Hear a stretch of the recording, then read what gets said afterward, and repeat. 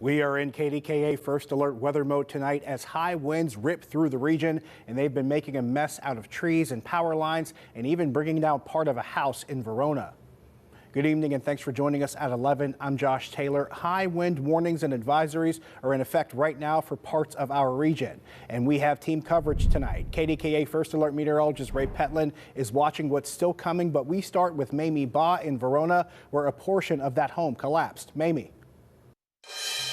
This is on Parker Street, right by the Verona Volunteer Fire Department. It's hard to see right now because of how dark it is, but just take a look at the video. This is the back part of the home. You can see interiors of the home scattered all over the backyard. According to the Verona Fire Department, the roof was already unsteady. They tell me because of the winds today, it ended up just giving in. They say no one was home at the time. They say this is a vacant home. Reporting from Verona, Mamie Ba, KDKA-TV News.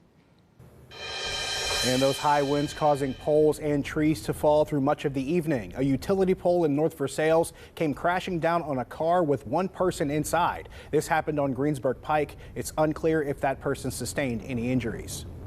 And the winds strong enough to take down the Advance Auto sign on Sawmill Run Boulevard in Baldwin. The sign came crashing down on a car that was parked in the store's parking lot. And in Plumboro, a brush fire spread through a portion of a wooded area. This was taken on Renton Road near Sardis Road earlier this evening as the flames spread to power lines.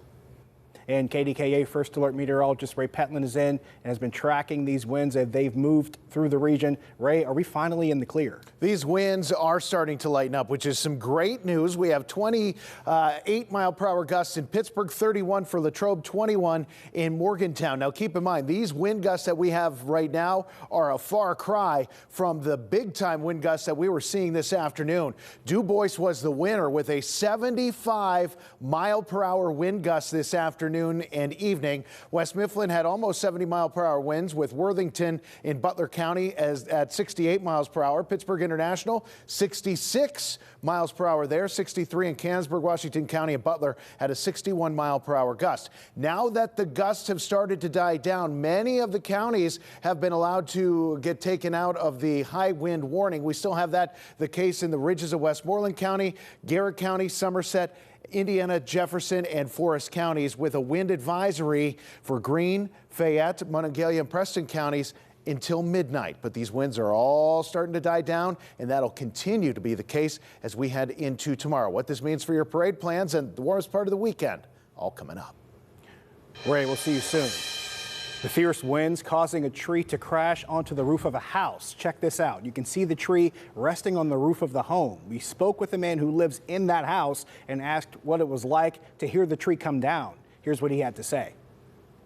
I just took off running from my basement. I just wanted to get my dog and make sure my dog was okay. And yeah, I mean, it could be worse. It didn't really come through the house, so, hopefully we'll get it taken care of. And yeah, I mean, it could be worse.